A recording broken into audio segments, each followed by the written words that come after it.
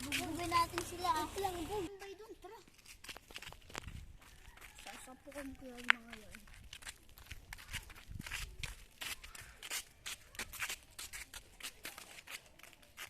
Sana, saan?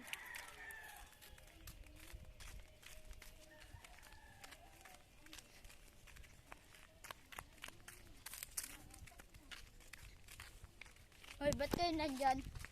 Ang bahay namin yan ah. Ano ba gusto nyo? Ah. Wala kami karapatan dito.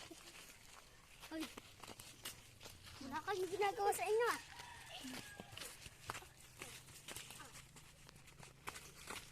Tapukan mo lang mga ampas. Ah. Rampas din kita. Teka nun. Bakit?